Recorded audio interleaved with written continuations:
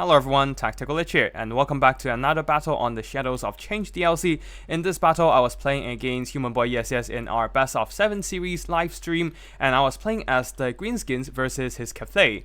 Now, the Greenskins actually got some new toys this patch, with the Snarling Pump Wagons getting some grenade-like projectiles, some explosive spores that they can automatically throw at the closest enemies, doing some pretty nice blasting damage. However, you can't actually select targets for them, so it is actually quite finicky to kite with them. For the rest of the army, a front line of goblins backed up by the squid herds, a very common combo for the greenskin frontline these days, but the centerpiece is not so common.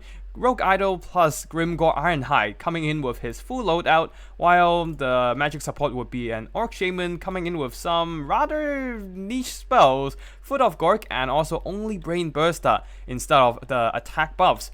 Now, for the flanks there, we have some Vanguard deployed nasty skulkers trying to sneak their way into the enemy backline and perhaps shut down the Cathay missiles. As for the Grand Cathay army, Human Boy is going for a rather complex box formation, dividing his formations into three parts. One part is a Grace of Kuei Yin surrounded by some Jade Warriors and also a Dune Dragon. Celestial Dragon God Regiment of Renowned version, supported by the Zhanggu War Drum. They are absolutely elite right now, 49 attacks, 62 melee defense. And then there's also the Celestial General supporting with a whole bunch of abilities, including the Armor Piercing Explosion and also the Lord of Grand Cathay providing some massive melee defense and physical resistance buffs. On the other two boxes, they will be protecting the Grand Cathay artillery, firing rocket on also the Grand Cannons, surrounded by Peasant Long Spears mostly and also one single unit of Jade Warriors. In the skies, there will be the Onyx Crowman plus the Righteous Lances of Wei Jing, ready to terrorize the flightless Greenskins with their aerial attacks. A Metal Caster, the Alchemist, will be supporting the army with Final Transmutation, and that is it for army builds. Now let's get into the battle and see how it goes. The Greenskins' game plan is quite straightforward, smashing into the front line with the Goblins and the Squid Herds, while brute forcing the way through with the Rogue Idol and Grimgor, perhaps with a bit of help from the Orc Shaman's Foot of Gork as well. On the flanks there, the nasty Skulkers will be sneaking their way towards the Cathay backline and hopefully shut down those Cathay missiles. I'll also try to move up the Snotling Pump Wagons to use a bit of those Spore Grenades, though I don't expect them to do too well against Cathay infantry in the melee grind. The problem is that as I march forward with my army, the Greenskin infantry, the Goblins and Squid Herds are taking damage from the Cathay firepower. I was advancing a bit too fast with the Squid Herds and they are already targeted by the long-range crossbow Grace of Kuei Yin. This forward bunker of Cathay forces with the Dune Dragons in front and Jade Warriors on the flanks would be extremely hard for me to break through, providing a safe haven for the Grace of Kuei Yin to dish out the damage, marking my Squid Herd with the Mark of Yin, reducing missile resistance and armor. They will be rampaging after taking too much damage straight into the Dune Dragons with their charge reflection. These Squid Herds are definitely dead from those armor piercing and anti-large elite stats. On the flanks there, the Cathay Flyers, the Righteous Lances and the Onyx Crowman are also taking the initiative. There are some nasty skulkers nearby desperately trying to save the pump wagons, but their lack of mass and speed simply can't stop the Cathay Flies from chasing off my routed chariots. A massive Foot of Gork just happened in the middle of the Grace of Kuei Yin. Actually didn't kill any unit models, but it did disrupt their firing, allowing some of my Squid Herds to sneak in through the gaps of the Cathay box formation, and now should be killing off some of these elite crossbowman models. On the other flank, some Grand Cannon model seems to be out of position and was caught by my nasty Skulkers. So that is one less Cathay missile for me to worry about. On the other side though, the nasty Skulkers will be intercepted by the Peasant Long Spears, unable to shut down the firing rocket crew. At least all my troops are in melee and the firing rockets don't really have a good target, as the middle blob is truly a mess with all the squigs and goblins mixed in against the Cathay infantry. In the middle of all this, the Grace of Kuei Yin are trying their best to get out of this mess to fire again. The Dune Dragons are holding strong, but Grimgor will be charging straight into melee combat, dumping down an explosion in the middle of them to disrupt their formations. The Celestial General being a leader from the front, he will be accepting this challenge, charging at Grimgor like a true warrior. The Brain Burster won't do much damage to the Dune Dragons, but it does knock them around, preventing them from intervening this man-on-man duel. The fight itself is going quite one-sided for Grimgor, who is enjoying his time crumping the Celestial General, with Wa and Gisnik boosting his attack stats. In retaliation, the Alchemist is dropping a final transmutation upgraded version covering all my single entities here, doing significant damage to all my unhealable greenskin units. Other than blobbing up, I've also made a big mistake for sending in the Orc Shaman into melee combat. The Peasant Long Spears are buffed up by the disdain of the Dragon Empire with the Jungle War Drum right now and are doing much better in melee combat. Nasty Skulkers will be moving in towards the middle formation here, hoping to reinforce this fight for my single entities here, as they are quite isolated in the middle of a bunch of Peasant Long Spears. Nasty Skulkers moving in, the Nasty Skulkers on the side are actually doing quite well against the Peasant Long Spears who lost that harmony buff as the Grand Cannons have been routed off.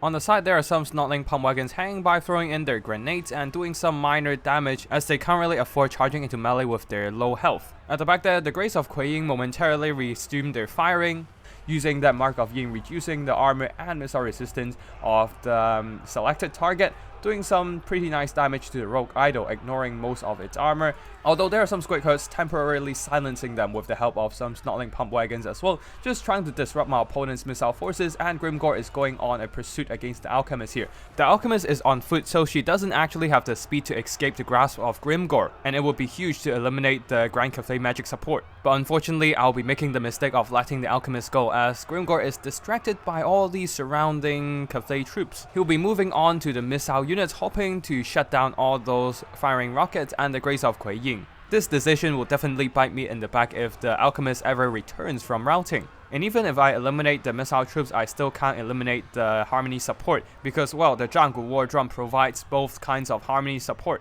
The balance of power is quite even right now, with me having Grimgor and the Rogue Idol while the Grand Cathay routed off my Orc Shaman and having a more commanding presence on the battlefield. Now it's pretty much a long melee grind. I'm trying to cycle charge and run down any routed Cathay elements with my pump wagons, although they are not gonna survive if they get hit by the Righteous Lances, who is busy chasing off my poor Orc Shaman, only using a single foot of Gork and a Brain Burster, so not really earning the value of its worth.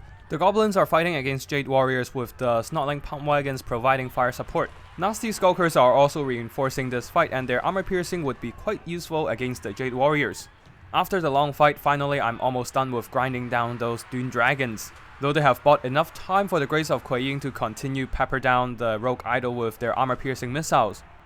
Another Wa has been activated, but that is not gonna help the Rogue Idol against all these armor piercing missiles. The Jungle War Drum is heavily targeted for a while, but right now the Rogue Idol has his attention turned elsewhere as he does want to finish off the Grace of Kuei Yin, but unfortunately, after taking too much damage, the Rogue Idol rampaged, forcing him to engage the closest enemy, which is the routing Dune Dragons, while the rest of my infantry will struggle to breach through these Jade Warriors who are buffed up by the disdain of the Emperor Dragon, a very wide range buff from the Jungle War Drum, and at the same time they are also buffed up by Harmony. In the end, only Grimgor was able to make his way through the Jade Warrior defenses, now getting on top of the Grace of Kuei Yin, but then, the Revenge of the Alchemist, another final transmutation. She has came back for this one final spell cast, as the final transmutation is stripping away the health of Grimgor and the surrounding pump wagons. This significantly tilted that balance of power, and Grimgor without any healing cannot recover from this. Snotling Pump Wagon ramming straight into the firing rocket crew, doing some pretty good impact damage, but the Grace of Kuei Yin are still fighting. At least there are some Squid Herds returning from rout, and they are in position to disrupt those Graces of Kuei Yin. The only problem is that it is no easy task, because with the buff from the Jungle War Drum, the Grace of Kuei Yin has 42 attack and 41 melee defense. At the back there, the Alchemist, who is out of HP and magic, is no longer a concern, but the problem is the sheer volume of the remaining Cathay infantry, especially with their Jungle War Drum nearby providing that crucial melee attack stat boost, helping them to do more damage to the greenskin units. So all these Peasant Long Spears are just fighting in a massive melee blob. Grimgor is still fighting, Nasty Skulkers are still fighting, but there are just too many peasants, too many spears, too many swords, while the Rogue Idol, which could have been a great help in this blob fight, is rampaging towards the Dune Dragons all the way to the other side of the battlefield. Finally, he has returned to his senses, but this might already be too late, as it will take ages for this sluggish giant to walk all the way back to the melee blob. Grimgor might be strong, but with only a tiny bit of HP, he cannot grind through all this infantry. The Greenskin forces are simply getting routed one after the other. The Rogue Idol now only down to 700 HP, Grimgor down to 800, balance of power is even more against my favor. I do think that Grimgor and the Rogue Idol has more than enough potential to grind through all this remaining infantry, but the balance of power doesn't seem to think so. Army losses is hit, everything is shattered except the unbreakable Rogue Idol. He smashes the war drum, now moving on towards the infantry, but the forgotten lances of Wei Jing are returning, stopping him dead in his tracks. GG to Human Boy and his complex Grand Cathay formation that held its ground against the Green Tide. For army performances, both Grimgor and the Rogue Idol earned back quite a bit of value, and for some reason the Nasty Skulkers earn back way more than what they are worth, having some very solid performances in the battle, shutting down the missile troops of Grand Cathay and using their armor piercing to great effect. As for the rest of the Goblin army, the pump wagons didn't really do much here. They are too fragile in a melee grind, while the Squig herds, they did very minor damage overall, not quite earning back their value alongside the goblins who are basically chaff. For the Grand Cathay army there, the Celestial General got crumped. The Righteous Lances of Wei Jing actually is very good at shutting down my pump wagons and chasing off my routed units. The Dune Dragons held their ground, and the Alchemists, those final transmutations were very deadly against my Rogue Idol, Grimgor, and the Orc Shaman. The Grace of Kuei Yin with their missile resistance reducing ability plus their armor piercing magical missiles, they did some insane damage, while the Jungle War Drum provided some pretty good melee buffs to the surrounding Grand Cathay infantry, helping them to perform okay, trading a little bit better against my Greenskin infantry. The Firing Rocket and the Grand Cannons didn't do much here, and the Onyx Crowman did some okay damage overall. And yeah, that's it for today's battle. I hope you all enjoy it, and if you want to see more Total War Warhammer content, be sure to hit the bell button and subscribe to my channel. Thank you for watching, and I'll see you in the next one. Tactical Lich, signing out.